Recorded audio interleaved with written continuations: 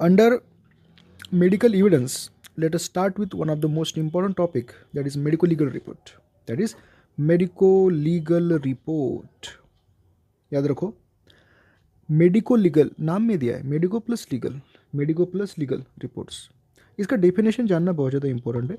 Definition कुछ इस प्रकार है: document prepared and issued by doctor on request of investigating officer, police और मैजिस्ट्रेट।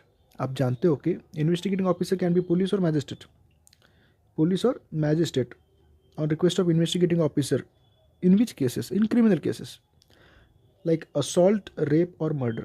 assault, rape ऐसे जो केसेस होते हैं ना, उसमें पुलिस या फिर मैजिस्ट्रेट आपको कुछ रिपोर्ट्स बनाने के लिए कहते हैं, कुछ डॉक्यूमेंट्स, मेडिको लीगल रिपोर्ट कहा जाता है। अभी इसका एग्जाम्पल समझो। एग्जाम्पल अगर आपको पता चल गया तो फिर आपको अच्छे से समझेगा। लाइक इंजरी सर्टिफिकेट, आपके पास वो कोई पर्सन को लेके आएंगे जिसके ऊपर कोई असॉल्ट हुआ है, तो उसको जितने इंजरीज हुए तो उसके इंजरी सर्टिफिकेट आपको बनाना पड़ता है, या फिर age certificate, postmortem examination report, weapon report and clothes certificate related to clothes.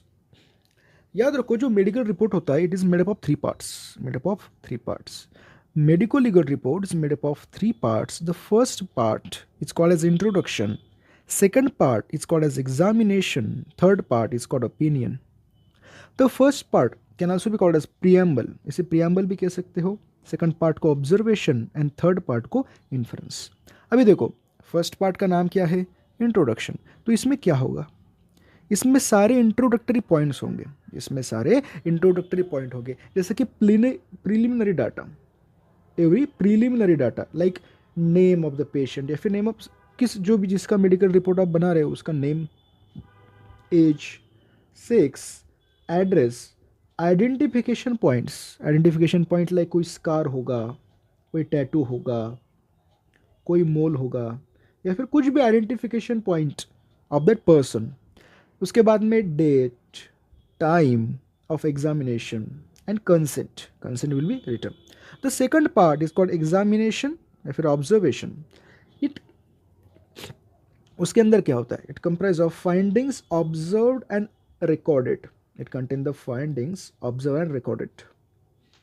मतलब जो भी फाइंडिंग डॉक्टर को दिखेंगे उसमें observed and recorded.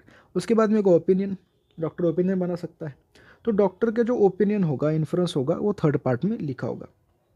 याद रखना, जो मेडिकल लीगल रिपोर्ट होता है, it is written with great care. कभी भी याद रखो, अगर आप मेडिकल ऑफिसर हो, आप कोई भी इंजरी रिपोर्ट दे रहे हो, कोई भी रिपोर्ट दे रहे हो, write it with great care, क्योंकि it will be use as evidence in court. उसका कोई गलत इस्तेमाल ना हो, इसलिए write with great care. Should bear, उसके अंदर क्या होना चाहिए? Should bear signature and name of examining doctor. Should bear signature, आपका सिग्नेचर होना चाहिए, आपका नाम होना चाहिए, डिजिग्नेशन एंड आपका सील।